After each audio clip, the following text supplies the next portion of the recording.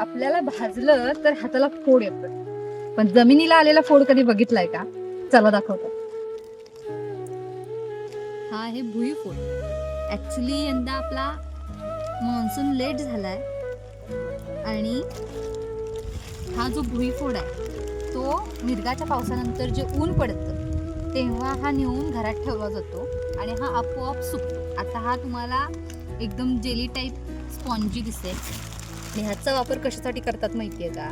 तर हा फोड घरात नेऊन ठेवायचा आणि तो घरात ठेवल्यानंतर आपोआप सुकतो. आपोआप सुकल्यानंतर हा जो तुम्हाला स्पॉन्जी सबस्टन्स दिसतोय तो होतोय पावडरमध्ये कन्वर्ट, ज्याची पूर्ण पावडर होते. जेव्हा आपण हे ओपन करतो तेव्हा असा हळदीसारखा पदार्थ, एक काळपट पिवळसर असा पदार्थ बाहेर पडतो आणि मिरगात हा साठवल्यानंतर पावसाळ्यात जेव्हा रोपत किंवा शेतातली कोणतीही कामं करताना काही जखमा वगैरे झाल्या तर त्याच्यावर हा औषध म्हणून वापरतो गावाकडे आम्ही. तर हा आहे भुईफोड पण औषधी.